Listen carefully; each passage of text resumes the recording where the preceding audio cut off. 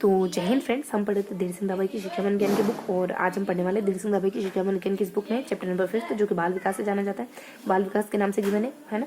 तो इस चैप्टर में हम देखने वाले हैं कुछ शारीरिक विकास के बारे में, ग्रामीण विकास के बारे में, नीति विकास के बारे में, भाषा विकास के बारे में, इन सब चैप्टर के बारे में इस पेज में पढ़ने वाले हैं। तो फटाफट से शुरू करते हैं हम। तो इस वाले सेशन में हम सिर्फ थोरोली रीड करेंगे। इससे पहले वाले सेशन में हम इस चैप्टर को अच्छे से याद कर चुके हैं। अगर इससे पहले वाले वो सेशन आपने नहीं देखे ना, तो एक बार उन सारे सेशन को आप देख लीजिए, जिससे आपको ये चैप्टर अच्छे से क्लियर हो जाएगा। और इस वाले सेशन में सिर्फ और सिर्फ हम रिवीजन लेने वाले हैं। ओके, तो शुरू करते हैं बाल विकास के बारे में। देखो, बाल विकास में क्या क्या जानकारी गिवन है। तो बाल विकास में कुछ अलग अलग विकास के बारे में बताएगा। तो शुरू करते हैं बाल विकास के स्मरणीय तथ्यों से। तो देखो यहाँ क्या जानकारी गिवन है कि केमेनियस 17वीं शताब्दी है, 1628 है, ने शिशु विद्यालय यानी स्कूल ऑफ इन्फेंसी की स्थापना की। और बचपन के दावे बच्चों की तरफ व्यापक दिलाने वाले और शिक्षकों को प्रकृति के कुछ नक्शे कदम पर चलना चाहिए, सीखने के तरीके पर बल।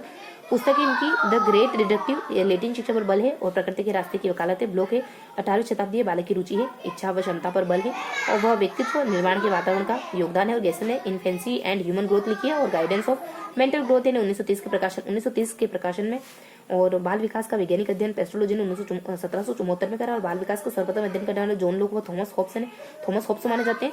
रूसो ने अपनी पुस्तक कुछ इमाई और इसमें रूसो का काल्पनिक शिष्य में बच्चों की शिक्षा का अध्ययन किया गया है। और बाल अध्ययन आंदोलन की शुरुआत अमेरिका के न्यूयॉर्क में 1893 में स्टैनले हॉल ने की थी। दो समितियों की स्थापना की स्टैनले हॉल ने, एक तो बाल अध्ययन समिति और एक बाल कल्याण समिति। और नोट है, बाल विकास का प्रश्नावली विधि द्वारा सर्वप्रथम अध्ययन करने वाले स्टैनले हॉल की पत्रिका है। कुछ पेडोलॉजिकल सेमिनरी। और प्रथम बाल सुधार गृह की स्थापना अमेरिका के न्यूयॉर्क में 1887 में हुई थी। और प्रथम बाल निर्देशन की स्थापना विलियम हिली ने शिकागो में कुछ 1909 में। और भारत में बाल अध्ययन की शुरुआत कुछ 1930 में ताराबाई मोडेक द्वारा। और भारत में विजय बदेका ने मोंटेसरी से प्रभावित होकर 1920 में बाल मंदिर संस्था गुजरात में स्थापित की। और जेम्स डेवर बाल मनोविज्ञान की वह शाखा है जिसके जन्म से परिपक्वता तक विकसित हो रहे बालकों का अध्ययन किया जाता है, जिसमें है ना। आइजेंक ने क्या कहा है, बाल मनोविज्ञान का संबंध बालक के मनोवैज्ञानिक प्रक्रिया के विकास से होता है। मार्टेनसरी ने क्या कहा, ने क्या कहा कि बालक में सच्ची शक्ति का निवास होता है और उसकी मुस्कुराहट ही सामाजिक प्रेम व उल्लास की आदर्श है। शोबिल ने क्या कहा, बालक स्वयं विकासोन्मुखी होने वाला एक पौधा है। गेरेट ने क्या कहा, आनुवंशिकता व वातावरण एक दूसरे के सहयोगी और दोनों ही बालक की सफलता के लिए अनिवार्य।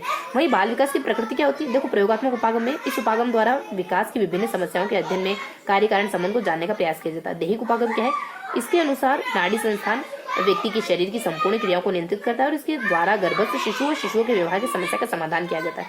विकासात्मक उपागम क्या है, इस उपागम की विभिन्न अवस्थाओं में बालक की विकास की मात्रा, गति और विशिष्टता की जानकारी प्रदान की जाती है। व्यक्तित्व उपागम क्या है, व्यक्तित्व के शील गुणों के आधार पर व्यक्ति के व्यवहार, समायोजन और अभिवृद्धि व आदतों का अध्ययन किया जाता है। बाल अध्ययन की विधियां कौन कौन सी, एक तो है क्रमबद्ध चरित्र लेखन विधि जो प्रेयर ने दी है, निरीक्षण वॉटसन ने दी और प्रयोगात्मक विधि विलियम ने दी है, प्रश्नावली सुकरात और वुडवर्थ ने दी, साक्षात्कार है व्यक्ति इतिहास टाइडमैन ने दी, समकालीन अध्ययन विधि अलग अलग आयु के बच्चों का एक साथ एक समय अध्ययन किया जाना, दीर्घकालीन विधि एक ही समूह का अध्ययन अलग अलग समय पर व्यवहारों में होने वाले परिवर्तन के आधार पर किया जाना, लंबात्मक विधि के जनक कॉर्ल सी गैरिसन माने जाते हैं। बाल विकास का क्षेत्र वृद्धि व विकास के आयाम आ जाते हैं। शारीरिक विकास जिसमें ऊंचाई, भार, ट्रांसपेशियन, स्नायुमंडल, हड्डियां, रक्त संचार और ग्रंथियों का विकास, दांत, हड्डियां, हाथ, पैर, फेफड़े सभी का विकास होता है। मानसिक विकास में चिंतन, तर्क, कल्पना, समस्या समाधान, जिज्ञासा, बुद्धि, प्रत्यक्षीकरण आदि शामिल होते हैं मानसिक विकास में। और सामाजिक विकास में समान, नियम, परंपरा, मूल्य, सहयोग आदि शामिल होते हैं। संवेगात्मक विकास में संवेगात्मक व्यवहार का विकास जैसे प्रेम, क्रोध, भय आदि शामिल। नैतिक विकास में क्या आता है, नैतिक मूल्यों का विकास। मनोगतित्व विकास में क्या आता है, चलना, दौड़ना, नृत्य करना, गामक क्रियाएं, शक्ति, गति व स्पष्टता का विकास, लिखना, ये सब। सौंदर्यात्मक विकास में क्या आता है, सौंदर्यात्मक भाव व कला का विकास करना। भावात्मक विकास में क्या क्या आता है, इसकी परिभाषा है क्रोन। और बाल मनोविज्ञान वह वैज्ञानिक अध्ययन है जिसमें गर्भकाल से लेकर किशोरावस्था के प्रारंभ तक का अध्ययन किया जाता है। मुंडो ने क्या कहा है, विकास परिवर्तन श्रृंखला की वह अवस्था है जिसमें बच्चा भ्रूण अवस्था से प्रौढ़ अवस्था तक गुजरता है। अभिवृद्धि क्या है, तो शरीर तथा उसके अवयव में होने वाला मात्रात्मक परिवर्तन। हर लोग ने क्या कहा कि विकास व्यक्ति में नवीन विशेषताओं व योग्यताओं का प्रस्फुटन है। विकास क्या है, तो क्रमशः व क्रमिक जैविक परिवर्तन विकास कहलाता है। वृद्धि प्लस क्षमता प्लस परिपक्वता प्लस वातावरण के साथ अंतर्गीय शरीर तथा मन में होने वाले सभी प्रकार का परिवर्तन विकास कहलाता है। ये मात्रात्मक गुणात्मक दोनों होता है। हर लोग ने क्या कहा, परिवर्तनों की ये प्रगतिशील श्रृंखला है जो परिपक्वता व अनुभव के परिणाम स्वरूप होती है, विकास कहलाता है। ये दोनों के कारण होती है। परिपक्वता क्या है, गेसेल ने कहा, बालक में होने वाली शारीरिक प्रक्रिया जो स्वतः व आनुवंशिक रूप से निर्धारित तथ्यों द्वारा निर्देशित होती है। गेसेल ने अभिवृद्धि और विकास में क्या अंतर है? मात्रात्मक होती है, मात्रा गुणा दोनों होती है। मध्य किशोरावस्था तक ये निर्धारित समय तक चलती है, ये जीवन पर्यंत होती है। अभिवृद्धि केवल शारीरिक परिवर्तनों को व्यक्त करता है। अभिवृद्धि और सभी प्रकार के परिवर्तन शारीरिक, मानसिक, सामाजिक, संवेगात्मक, मनोवैज्ञानिक। अभिवृद्धि एकीकृत नहीं है, विकास प्रक्रिया का एक भाग होती है। विकास एकीकृत होता है क्योंकि सभी पहलुओं को आपस में संबंधित करके चलाता है। संरचना में सुधार से संबंधित है, संरचना व कार्य में सुधार से संबंधित है। और माप का विषय है, मूल्यांकन का विषय। वृद्धि वातावरण पर निर्भर करती है और जबकि विकास वातावरण व जीवन दोनों पर निर्भर करता है। और अभिवृद्धि रचनात्मक परिवर्तन है, जबकि विकास में रचनात्मक व विनाशात्मक, और जबकि विकास में रचनात्मक और विनाशात्मक दोनों ही परिवर्तन आते हैं। अभिवृद्धि प्रत्यक्षणीय होती है, जबकि विकास को अनुभव किया जा सकता है। और फ्रैंक कोशिकीय गुणात्मक वृद्धि ही अभिवृद्धि कहलाता है। विकास तथ्य क्या क्या है कि विकास लचीला व संशोधन योग्य होता है। गेसेल ने क्या कहा? विकास का अवलोकन, मूल्यांकन कुछ सीमा तक 3 रूपों शरीर रचना, शरीर क्रिया, विज्ञानात्मक व व्यवहारात्मक, कुछ व्यवहारात्मक में मापन किया जाता है। सोरेनसन ने क्या कहा? विकास परिपक्वता का कार्यपरक सुधार की प्रक्रिया है जो गुणात्मक परिणामात्मक परिवर्तन के फलस्वरूप होती है। विकास का अर्थ क्या है? अधिक प्रगति, अधिक प्रकटीकरण व अधिक परिपक्वता की ओर जाना। हेरलोक ने क्या कहा? विकास व्यक्ति में नवीन विशेषताओं व योग्यताओं व गुणों को प्रस्फुटित करता है। प्रभाविकता व वियोग का नियम एंडल ने दिया। विकास सांस्कृतिक परिवर्तन से प्रभावित होता है। विकास की प्रत्येक अवस्था में जोखिम होता है। विकास संचय होता है। विकास एकीकृत प्रक्रिया होता है। हर लोग कहते हैं विकास एकीकृत प्रक्रिया होता है। प्रत्येक विकासात्मक अवस्था में समाज बच्चे से कुछ उम्मीद करता है, जिसे सामाजिक प्रत्याशा कहा जाता है। हेविंगहर्स्ट ने इसे विकासात्मक पाठ कहा है। प्रारंभिक विकास परवर्ती विकास से महत्वपूर्ण होता है। 5 से 6 वर्ष ज्यादा महत्वपूर्ण होता है। विकास परिपक्वता व सीखने का परिणाम होता है। विकास स्वीकृत होता है। विकास निर्वात में घटित नहीं होता, सांस्कृतिक संदर्भ में सन्निहित होता है। तो इस सेशन को हम 3 स्लॉट में बांट के पढ़ेंगे। तो शुरुआती 20 मिनट के स्लॉट में हम 5 पेजेस पढ़ेंगे, ठीक है। 1, 2, 3, 4, 5, ठीक है। तो हमको देखो 5 ही देखने हैं। उसके बाद 1, 2, 3, 4 और कुछ 5, और उसके बाद 1, 2, 3, 4 और 5। देखो काफी बड़ा चैप्टर है, तो हम शुरुआत में ऐसा करते हैं कि 4 पेजेस पढ़ लेते हैं। ये हमने लगभग 1 पेज पढ़ लिया। कितना समय हो चुका है? लगभग 1 सेकंड रुकेंगे ना, तो लगभग हम 7 मिनट तक पहुंच चुके हैं। तो यहाँ तक पढ़ लिया हमने 7 मिनट में। तो हम आगे आने वाले 10 मिनट में 3 पेज पढ़ना है, तो इतना तो पढ़ ही लेंगे ना अपन। चलो ठीक है, तो हम यहाँ तक पढ़ेंगे, ठीक है। पेज हम कुछ 2.5 पेज पढ़ रहे हैं ना, तो शुरुआती 20 मिनट में 2.5 पेज पढ़ लेंगे। तो चूंकि 15 पेज है तो 7 है ना, तो 7 स्लॉट लगेंगे हमको, ठीक है। तो ऐसा करते हैं, देखो हमको इस पूरे चैप्टर को अच्छे से पढ़ना है। तो हमको कितना समय लगने वाला है इस पूरे चैप्टर को पढ़ने में? इसको सिर्फ थोरोली रीड करने वाले अपन, ठीक है। तो एक स्लॉट हमारा 20 मिनट्स का होता है। तो ऐसा करते हैं हम कि एक स्लॉट में कुछ कितने हैं टोटल? 15 है ना। तो हम एक स्लॉट में अपन 20 मिनट ले रहे हैं, तो तकरीबन ये दोनों पेज हमने 7 मिनट में पढ़ लिए। 7 मिनट में पढ़ लेना। 7, 7, 14 और 7, 21 यहाँ तक पढ़ सकते हैं अपन। तो एक स्लॉट में हम कुछ 3 पेज ले लेते हैं, ओके। तो एक स्लॉट में 3 पेज लेंगे, तो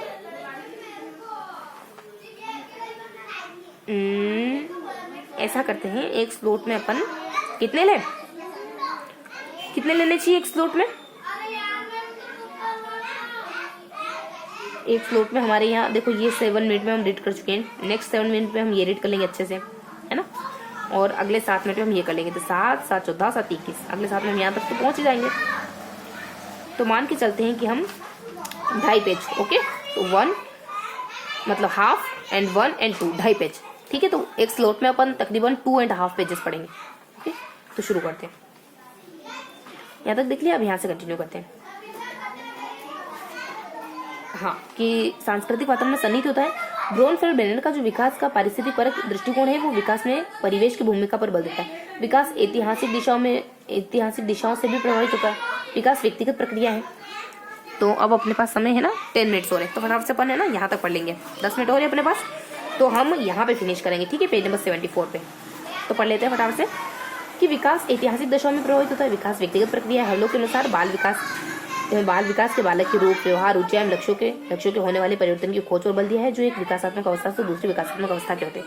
और बाल विकास से संबंधित महत्वपूर्ण मान्यता कौन सी? जैविक परिपक्वता की मान्यता। इसके प्रमुख प्रतिपादक स्टैनले हॉल और गेसेल। इस मान्यता के अनुसार विकास मुख्यतः आनुवंशिकता से प्रभावित होता है तथा व्यवहार प्राकृतिक नियमों द्वारा तय होता है। व्यवहार उद्देश्य सिद्धांत की मान्यता क्या है? देखो, इसको प्रमुख प्रतिपादक जेबी वॉटसन और स्किनर है। इस मान्यता के अनुसार पर्यावरण के कारक पर्यावरण के कारक पालक के विकास में सहायक है, अर्थात विकास में इंद्रिय अनुभूतियों का गहरा प्रभाव पड़ता है। संज्ञानात्मक विकास संबंधित मान्यता क्या है? रोग प्रतिबद्ध इसके जीन पियाजे माने जाते हैं और संज्ञानात्मक है ना। और इस विचारधारा के अनुसार उनके विकास को प्रभावित उनकी मानसिक क्रिया करती है। और सामाजिक सांस्कृतिक विकास संबंधी मान्यता क्या है? कि प्रमुख प्रतिपादक इसके लेव वाइगोत्स की है सामाजिक सांस्कृतिक है। यह बाल मनोविज्ञान के क्षेत्र की नवीनतम विचारधारा है जो बाल विकास में सामाजिक और सांस्कृतिक कारकों को महत्वपूर्ण मानती है। अब बाल विकास के सिद्धांत कौन से, ये तो अपन जानते हैं। सतत विकास, निरंतर विकास का सिद्धांत। विकास निरंतर जारी रहता है, हर लोग विकास निरंतर चलता रहता है गर्भकाल से मृत्यु तक। और अंगों की गति में भिन्नता का सिद्धांत। सिर का विकास पहले और हाथ पैर का अंत में होता है। अवस्थाओं में गति की भिन्नता का सिद्धांत। शैशवावस्था और किशोरावस्था में तीव्र होता है क्या विकास की दिशा का सिद्धांत क्या है? मस्तकाभिमुखी यानी सिर से पैर की ओर लंबवत करना होता है। विकास निश्चित दिशा में होता है और इसमें सिर पुच्छी दिशा या मस्तकाभिमुखी यानी सिर से पैर की ओर अनुक्रम का अनुसरण किया जाता है, जिसका अर्थ है कि शरीर पर नियंत्रण और संरचना में सुधार। हम सिर से आरंभ होकर धड़ और बाद में नीचे की ओर आगे बढ़ने लगते हैं। केंद्र से दूर की ओर विकास का क्रम क्या है? केंद्र से प्रारंभ होकर फिर बाहरी विकास, जैसे पहले रीढ़ की हड्डी का विकास, फिर भुजाओं, बाद में संपूर्ण विकास होता है। निकट से दूर सिद्धांत। समान प्रतिमान का सिद्धांत। संपूर्ण मनुष्य जाति का विकास एक ही क्रम में होता है, सिर से पैर। और एकीकरण का सिद्धांत। पहले संपूर्ण अंग को, फिर अंग के भागों को और फिर दोनों में समन्वय स्थापित कर लेना। भविष्यवाणी का सिद्धांत क्या है? विकास के विषय में भविष्यवाणी की जा सकती है, पूर्वानुमेय की जा सकती है, भविष्यवाणी की जा सकती है। वृद्धि और विकास गति देखकर आगे बढ़ने की भविष्यवाणी की जा सकती है। व्यक्तिगत भिन्नता का सिद्धांत क्या है? प्रत्येक बालक का विकास अलग अलग गति से होता है, इसे अद्वितीय विकास सिद्धांत में देते हैं। इसका अर्थ यह है कि सभी व्यक्तियों में विकास एक समान नहीं होता, वंशानुक्रम और वातावरण के अंतःक्रिया का परिणाम होता है। अंतःक्रिया का सिद्धांत यानी विकास वंशानुक्रम और वातावरण दोनों के कारण होता है और व्यक्ति वंशानुक्रम और वातावरण दोनों की उपज होता है। और अधिगम व परिपक्वता का सिद्धांत क्या है? अधिगम व परिपक्वता विकास को प्रभावित करते हैं।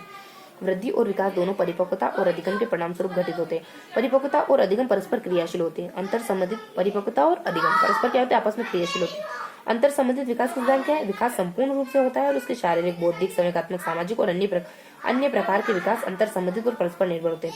विकास सभी पहलुओं में आपस में संबंधित होते हैं। वर्तुलाकार प्रकृति का सिद्धांत क्या है? विकास रेखीय नहीं होता बल्कि वर्तुलाकार होता है, पूर्व अनुभवों को समाहित करते हुए होता है। इसे संचय और पुनरावृत्ति सिद्धांत भी कहा जाता है। और संचय का अर्थ है जोड़ते जाना। विकास में एकल अनुभव का भी महत्व होता है। सामान्य से विशिष्ट क्रियाओं का सिद्धांत। विकास सामान्य से विशिष्ट होता है। और भेदात्मक विकास का सिद्धांत क्या है? कि बालक और बालिका में भेदात्मक विकास का सिद्धांत होता है और लड़कों की तुलना में लड़कियां जल्दी परिपक्व होती है। बाल विकास को प्रभावित करने वाले कारक क्या है? वंशानुक्रम। रूट बेंडिक्ट वंशानुक्रम माता पिता से संतान को प्राप्त करने वाले गुणों का नाम है। अब यहाँ देख लीजिए बीएनजा क्या कहते हैं? वंशानुक्रम हमें जन्मजात विशेषताओं का पूर्ण योग होता है। उर्वरक क्या कहते हैं? वंशानुक्रम में समस्त बातें आती है जो जन्म के समय से ही नहीं अपितु 9 महीने पहले से ही उपस्थित होती। सोरेनसन पितृक बच्चों की प्रमुख विशेषताओं व गुणों को निर्धारित करते हैं। और वंशानुक्रम की प्रक्रिया जन्म जरूर कहते हैं माता पिता की शारीरिक और मानसिक विशेषताओं को संतानों में हस्तांतरण होना वंशानुक्रम कहलाता है। शरीर का आरंभ केवल एक कोष से होता है जिसे संयुक्त कोष कहा जाता है, जो मातृधन पितृकोष से बनता है। मातृकोष और पितृकोष। मातृकोष में 23 और पितृकोष में 23 बराबर 46 सामान्य बच्चा और फिर 45 टर्नल सिंड्रोम वाला बच्चा, 47 डाउन सिंड्रोम वाला बच्चा, जिसको मंगोलिज में बालक भी कहते हैं। बुद्धि लब्धि कितनी होती है? 25 से 50 तक। Note chromosomes. आकार धागे के समान लंबा होता है। कुल संख्या 46 होती है। प्रत्येक क्रोमोसोम्स के जीन्स पाए जाते हैं जिनमें आनुवंशिक गुण संचित होते हैं। क्रोमोसोम्स की विसंगति XY की असामनता। पुरुष अपराधी बनता है इसमें। XXY की असामनता, देखने में पुरुष जैसा लेकिन वह अप्रजाई होता है, इसे लाइन फल्टर्स संलक्षण कहते हैं। XO महिला होते हुए महिला का गुण नहीं होता, वह बाढ़ होती है, टर्नल सिंड्रोम। आनुवंशिकता के भाग क्या है? जीन्स। आनुवंशिकता की इकाई, इसमें डीएनए पाए जाते हैं। 2 जीन्स क्रोमोसोम में एक साथ एक जगह पर होते हैं जिन्हें होमोलोग जीन्स कहते हैं और वह 2 जीन्स असमान हो तो वे एलेल्स कहलाते हैं। वंशानुक्रम के नियम। बीज कोष की निर्धनता का नियम। बीजमैन यानी चूहे पर प्रयोग। बीज कोष पीढ़ी दर पीढ़ी चलता रहता है। बीज कोष नष्ट नहीं होते। समानता का नियम, जैसे माता पिता वैसे ही संतान। भिन्नता का नियम। डार्विन व लेमार के माता पिता के गुणों से कुछ भिन्न होगा। ये प्राकृतिक चयन का सिद्धांत भी डार्विन द्वारा दिया गया। वातावरण में जीवन संघर्ष और यहाँ वही जीवित रह सकता है जो योग्य।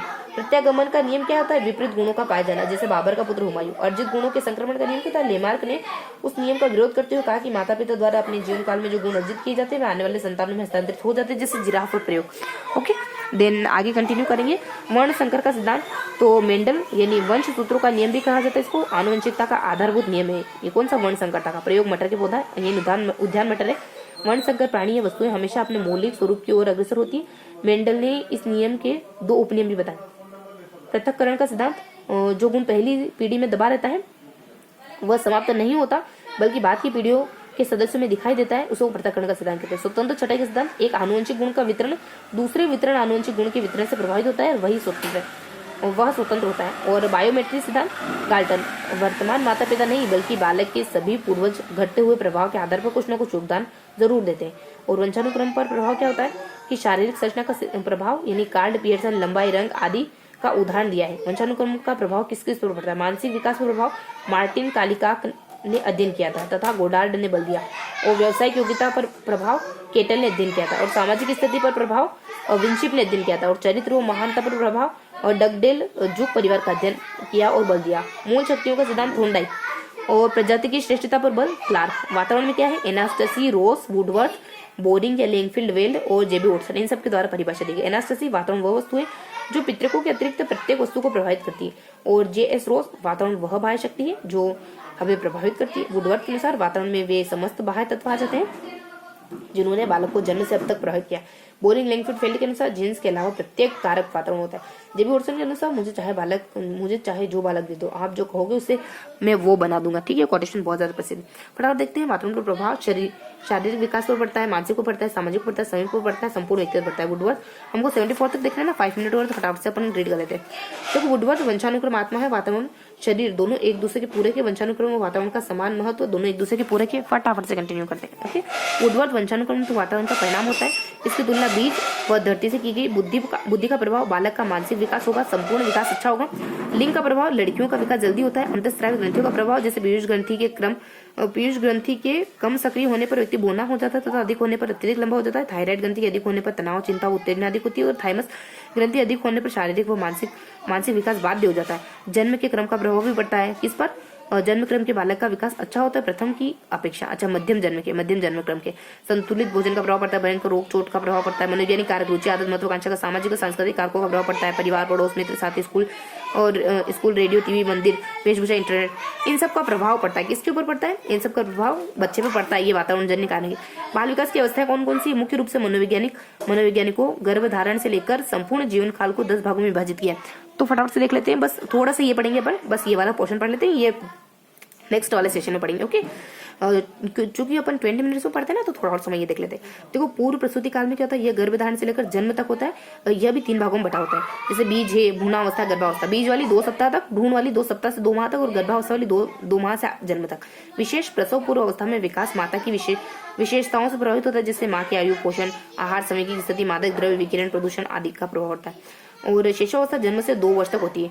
और कुछ मनोवैज्ञानिक इसे जन्म से जो प्रथम 10 से 14 दिन तक मानते हैं। बचपन अवस्था, कुछ मनोवैज्ञानिक जो शेषावस्था को जन्म से 14 दिन तक मानते हैं, उन्होंने इसका उल्लेख किया वह कार्यकाल 2 सप्ताह से 2 वर्ष तक माना। बाल्यावस्था 2 साल से लगाकर 12 साल तक। और बालिका में 10 वर्ष बालिका में है ना, और 10 वर्ष बालक में 12 वर्ष तक।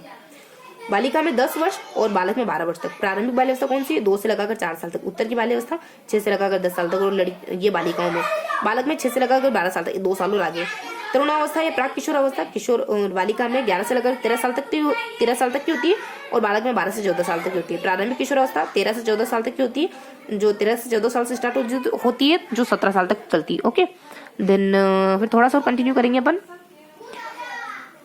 आगे देखेंगे कि परवर्ती किशोरावस्था क्या है। 17 वर्ष से 19 से 20 वर्ष तक होती है। और 17 से 19-20 वर्ष तक बालक शारीरिक और मानसिक रूप से पूर्व स्वतंत्रता या योजना बनाना प्रारंभ करता है। प्रारंभिक वयस्क अवस्था 21 साल से लगाकर 40 साल तक, गृहस्थ जीवन का प्रारूप। मध्य अवस्था 40 से लगाकर 60 तक, पूर्व प्राप्त उपलब्धि व आकांक्षाओं को मजबूत बनाना। और सठिया अवस्था या बुढ़ापा 60 वर्ष से लगाकर शारीरिक या मानसिक प्रारंभ। 60 वर्ष से मृत्यु से लगाकर शारीरिक और मानसिक प्रारंभ तक। और अन्य विद्वानों के अनुसार ये कुछ 3-4 अवस्थाएं, और 1, 2, 3, 4, तो 4 कुछ अवस्थाओं को और हमको देखना है। तो इस तरीके से हमने पेज नंबर 74 तक अच्छे से पढ़ लिया है। अब हम कंटिन्यू करेंगे पेज नंबर कुछ 75 से। ओके।